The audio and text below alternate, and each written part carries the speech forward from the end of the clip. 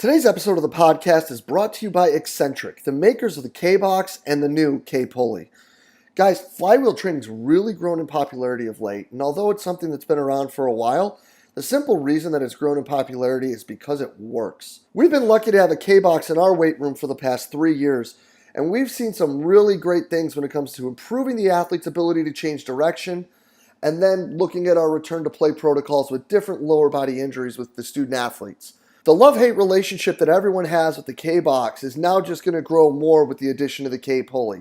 The ability to do standing presses, pulls, rip-throughs, and knee drive exercises is just going to be another arsenal to our training and another addition to the love-hate relationship that our student athletes have with the awesome tools that come from Eccentric.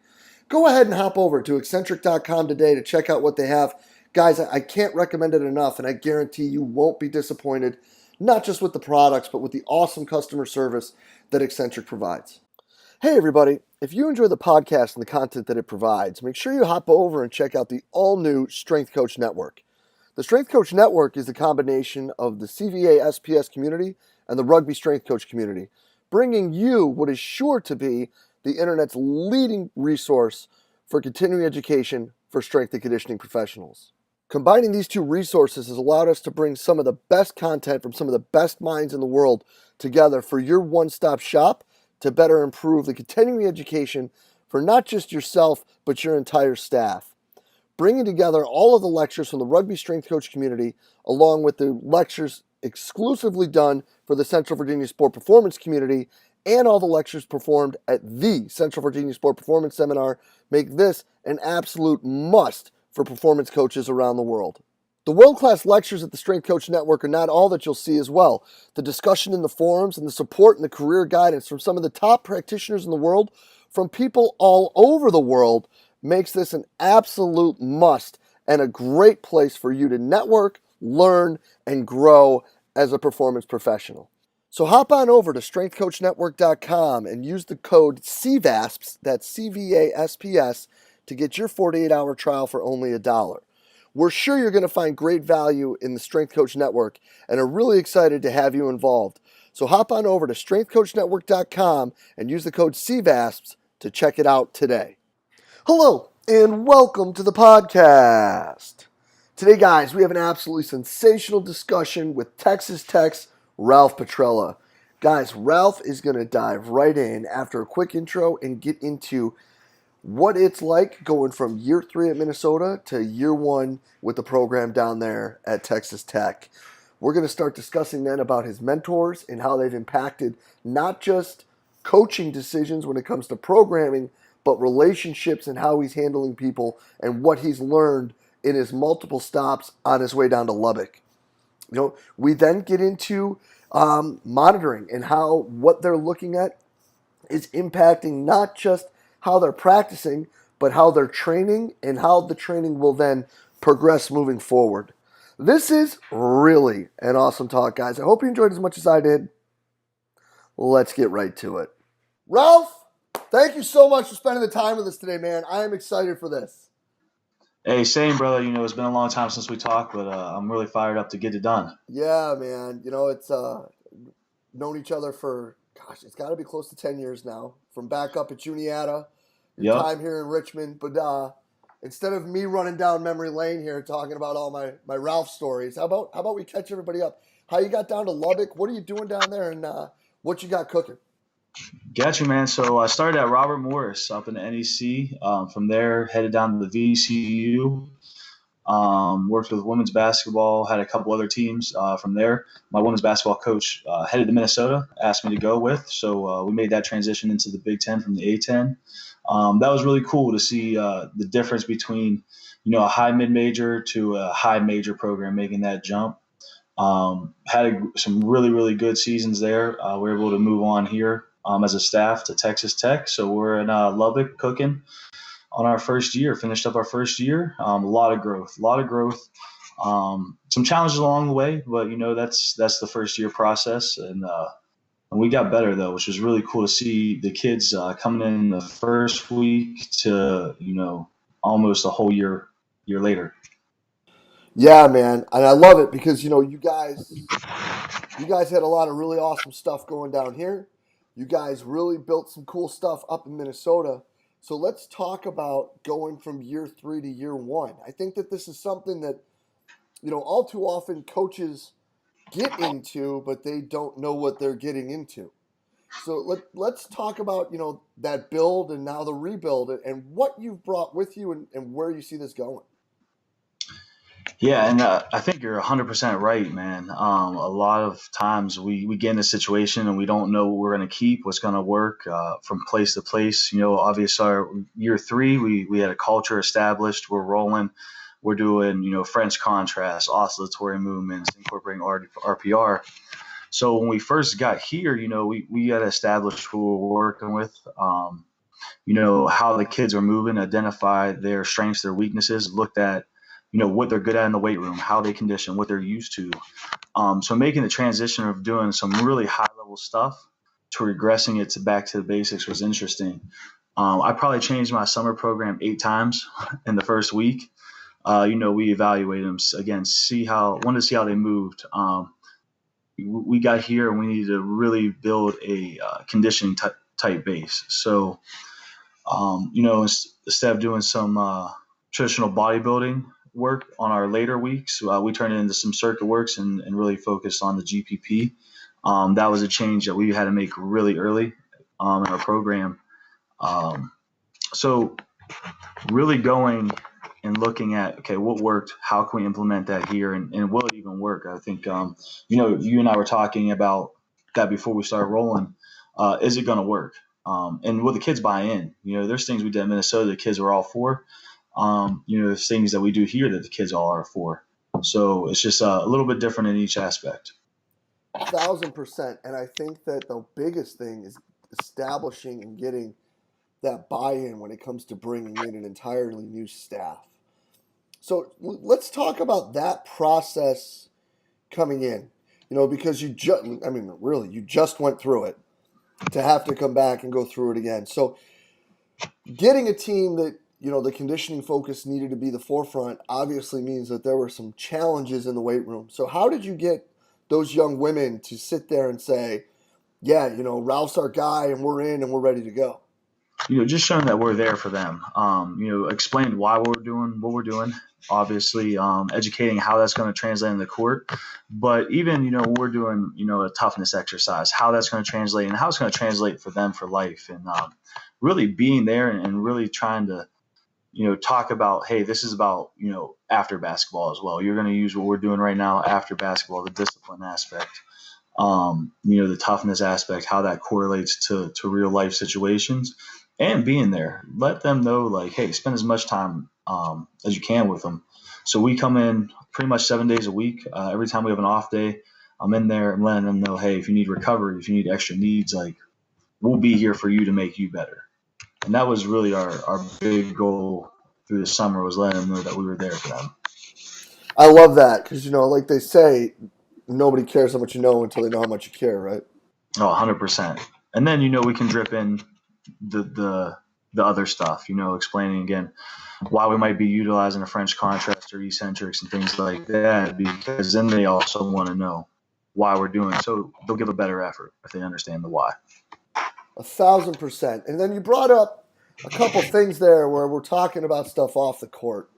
So I'd be remiss if we didn't ask a hammer type question because, being one of the guys in the Ham fam and knowing how much of what Todd does has absolutely nothing to do with competition and about building the people. And that seems to be something that gets passed on quite a bit from Todd with everyone else. Oh, absolutely. And I think that what he asks here is, what's the biggest lesson about success in life that you've learned? Man, that's big. It's a hammer question. It is. That's 100% a hammer question.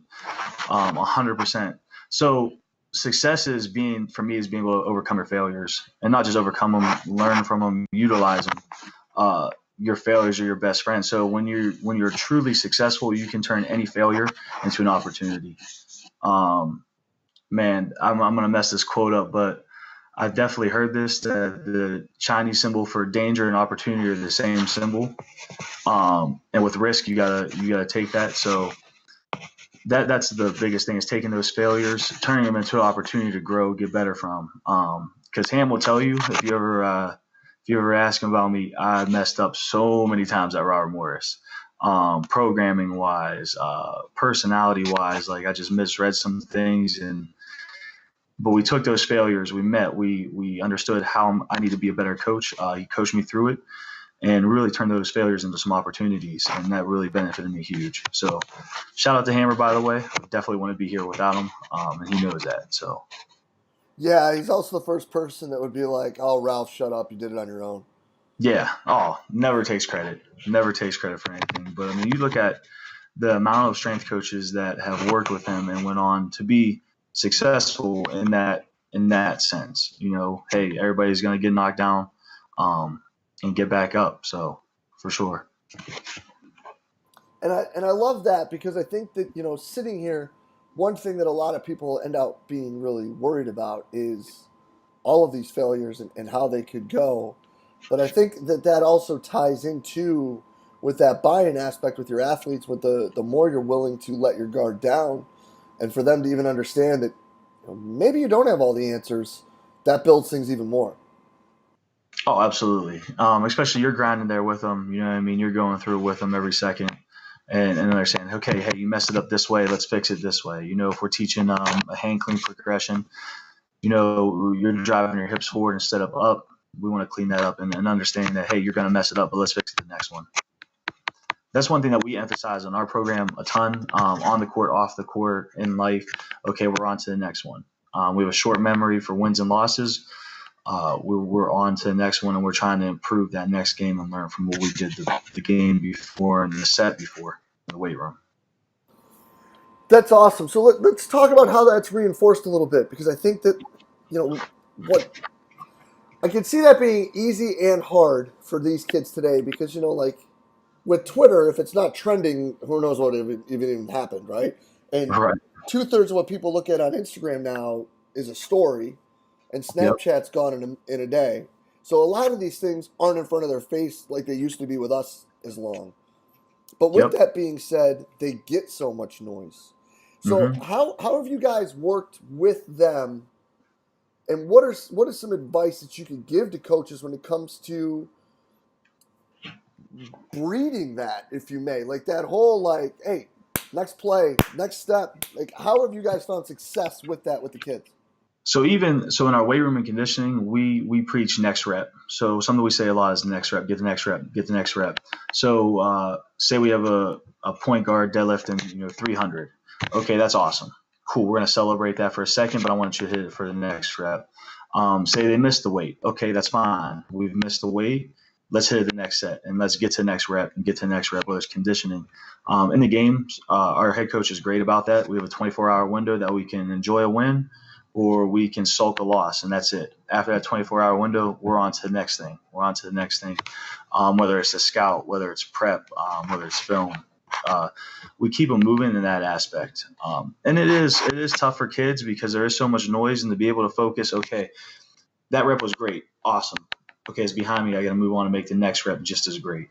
And that is a challenge because there is so much noise out there. They see Instagram, Twitter, Facebook, Snapchat, everything really now. And you just got to remain steady in that concept. I think that's the biggest thing: being consistently consistent with your expectations and your thoughts. I love it because I think all too often we do get hung up on the positives or the negatives depending on our personality type, and that seems like a good way to keep people moving in the right direction. Yeah. When we were at Minnesota, PJ Fleck, his big thing was row the boat. All oars in the water. If we keep the oars moving, we're going to keep going forward. And I really like that. That's one thing that I really, really liked about Coach Fleck's mentality in that aspect. Yeah. So then let's talk about some other aspects that you've brought with you. I mean, you've had some sensational mentors along the way. I mean, you had a bunch of great staff members down here when you were at VCU. You've had, I mean, obviously you were under Cal, and then a bunch of rock stars at Minnesota. So we've already talked about Ham a little bit, and the philosophical Todd and the now kind of haircut needing Todd. But love you, Ham. But it's let's talk about these other two stops. Coming from VCU, it was different because you had more than just the basketball, Yep. and there was a lot of things that you were kind of dabbling in otherwise. So how was that time with the Rams moved all the way down, to Lubbock? So, man, that time I had probably the most professional growth in my career. And understanding actually true professionalism. Tim Contos is the utmost professional. Diplomatic, understood how to speak to each group, could connect, administrators, athletes, and talk on each one of their levels. And that's what I think I learned the most during my time at VCU, and how to manage my time, because I had women's basketball, field hockey, and the track throwers was trained in groups. And that was a really fun time training the track throwers. They can always move some weight, and that's one thing I'll always appreciate is those guys love the weight room. But they're all different athletes. Field hockey is going to connect so much more differently than a women's basketball player. A thrower is going to look at training so much more different than both of those teams. So my time there was spent really identifying with each group what their needs was and how to communicate that to them effectively. And then the professionalism part, like, again, Tim is the man at that. Communication to coaches, young coaching, mentorship.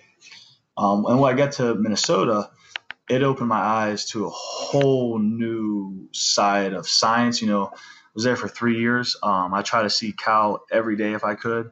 And about a year later, after being there and hearing him talk, that's when things started to click. It took literally a year to kind of catch up to some of his concepts and understand that. And Coach Wiley, she's the director up there. She's phenomenal.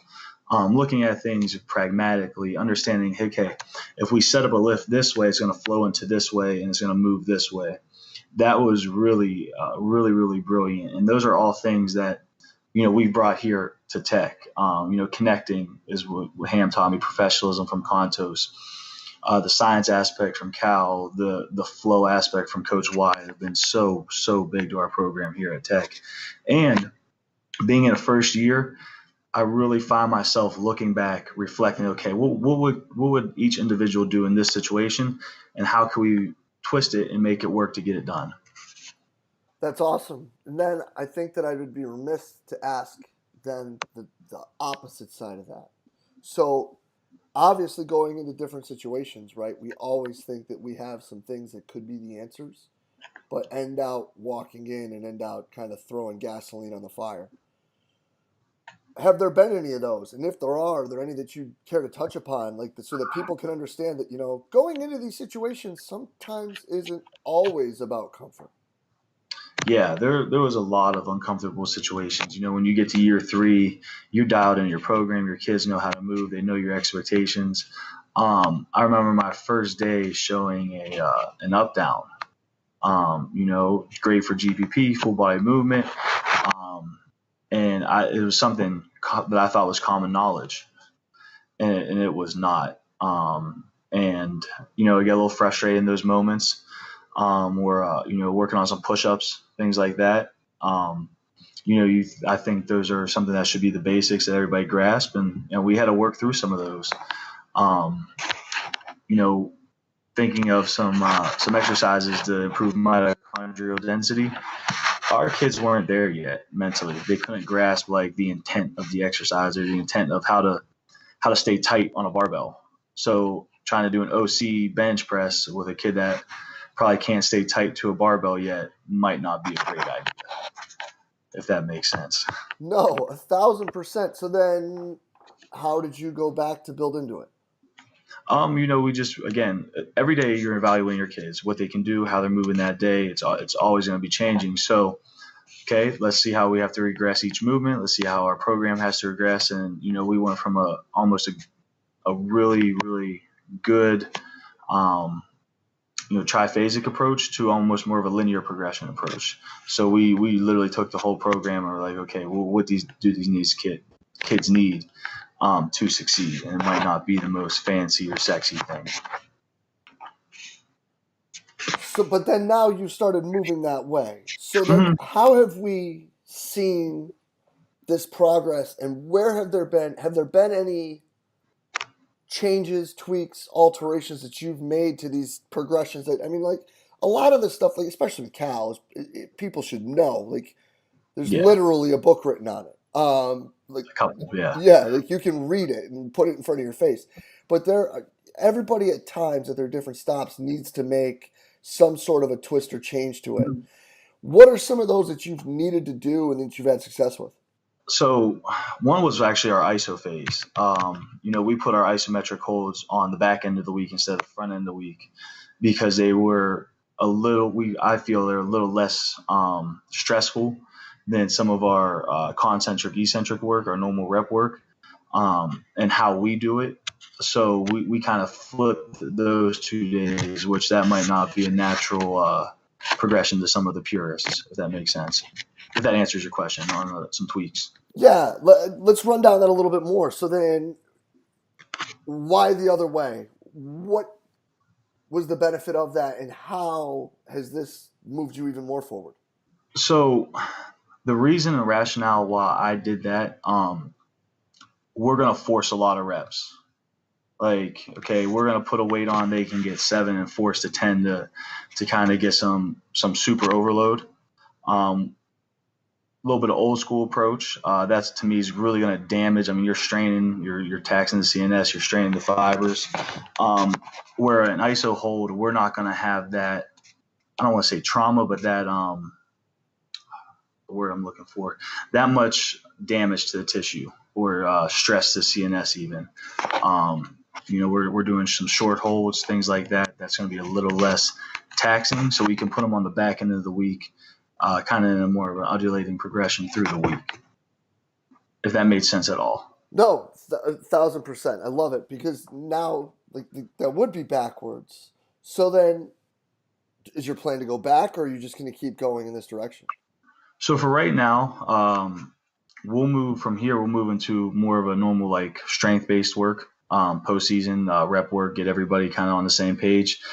We did that more with the red shirts as opposed to the whole team. That's not our in season training with the team. Speaking, that's more the red shirt workout. We will go back when we go into the summer for our second phase. We'll do ISOs again, but we'll do them differently, if that makes sense. We'll do some of the dynamic ISOs. We'll do some more taxing isometrics than we are doing now. I love it because now you're going to start developing the length and the tissue and now all of that, and then you can get into more of the intensive stuff that you'd want to do. Yes, exactly. And with our red shirts, we have more time throughout the year, so we can hit those phases a little bit more often, if that makes sense. And again, that's with our red shirts. That's not what our team's doing. Our team is doing something completely different right now. Right, and just for clarity, so people understand when we're talking, like this is the week of the tournament, like the conference tournament. Yeah, exactly. So we've been training. So we did 2 weeks of contralateral work. We did 3 weeks of ISO work, and we're on our 3 weeks of eccentric work, and we're on our third week of ISO work right now. Is the timeline. Now, that's a lot in season. Now, I realize they're not playing, but these young women are practicing every day. So Mm-hmm. how is that load taken into account, and how are they handling all that? So we utilize the athlete monitoring system. We utilize Zephyr athlete monitoring system. It gives us the mechanical aspect and it gives us the heart rate aspect. So we monitor both their mechanical loads and then monitor our conditioning around that for our red shirts. And then we also, just talking to our kids, hey, how you holding up? Making sure, are you getting sick? No, you're good. Again, we want to push them. They're not competing. So this is a time that we're going to put stimulus on them. We're not gonna back off and baby them. And we're going to utilize their practice minutes because we also, being in women's basketball, we utilize a male scout team as well. So there are some mixed minutes throughout practice. So we just keep a close eye on that. But for us right now, giving them that stimulus to adapt is the biggest focus. as opposed to being an in-season aspect for them. So, and then now we're talking about using monitoring system and looking at heart rate and things like that. Again, another thing that started back when you were in Richmond, and then you guys kind of picked it up a notch up in Minnesota.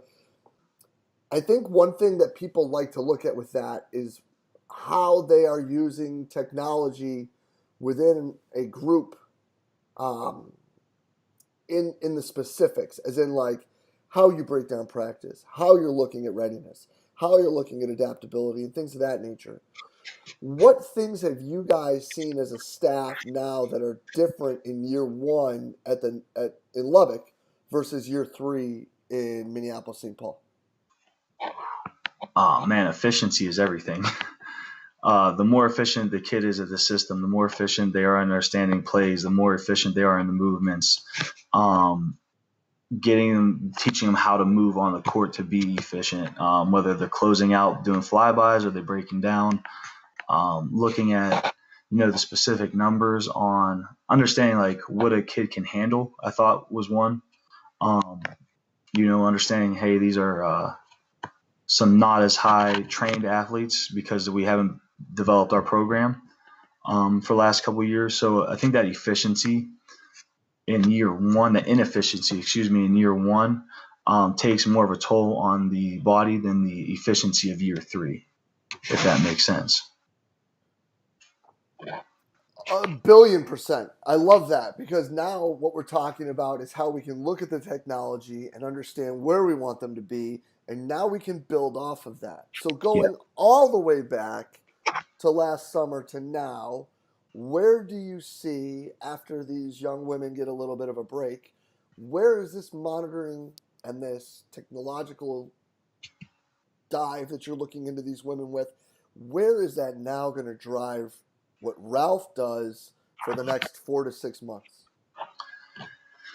We're lucky because the Zephyr system it's a dual component, so we get the accelerometers. So one thing I'm excited to see is I have the data from the summer from our sprint days, our alactic sprint days. I'm really excited to see the peak accelerometers and the peak accelerations on those days, with the same rest.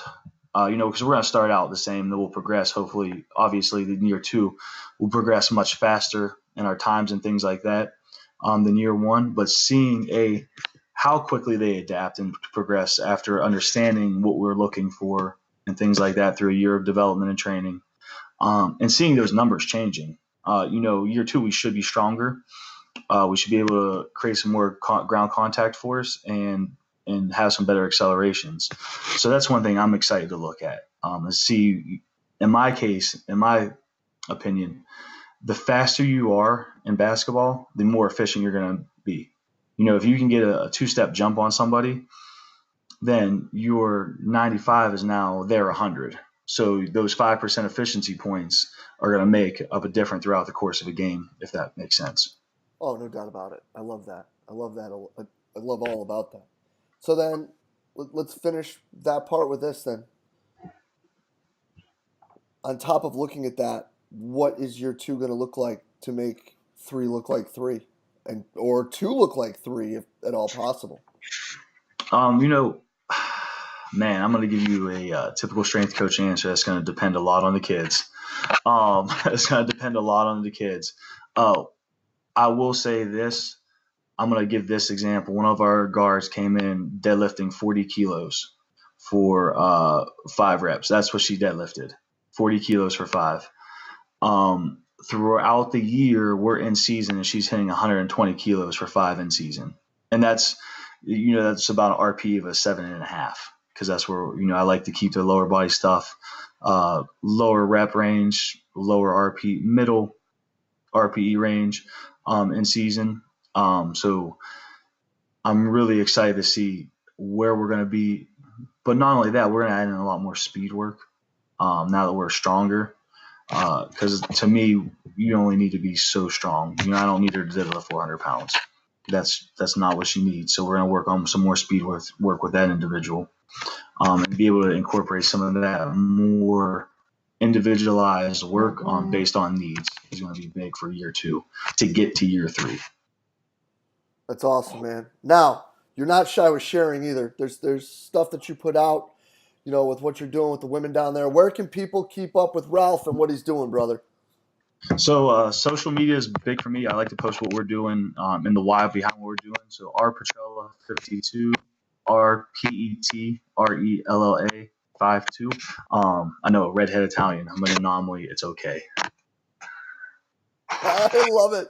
I love it, man. Listen, Ralph, I can't thank you enough for being on today, man. This is sensational. And to actually get a look behind the curtain and a breakdown of everything you're doing, man, I truly appreciate it. And best to you guys down there, brother. Hopefully you can get Hey, back up here to this little not so well known city back here in the East Coast and catch up, my man. I'm glad to hear you're kicking butt.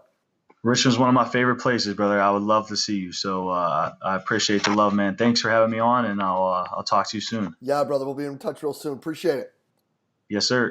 And a huge thanks to Ralph Petrella for spending the time with us today. Guys, open, honest, candid sharing from a man down there really starting his program over, giving us a step-by-step, giving us the pros and cons, talking about things he's taken from other people and how they have worked or not worked and things that he's looked back upon to be better for the young women he gets to work with right now.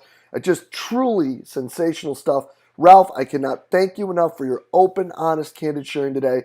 This was sensational. And guys, as always, if you did enjoy the talk, please share it through the social media outlet of your choice. Facebook, Twitter, Instagram, whatever it may be. Again, we are just trying to get the best information out there to all the great coaches that we can. And as always, guys, thank you for everything that you do for us here in Central Virginia Sport Performance. We will be back next week with another awesome guest. We will see you then.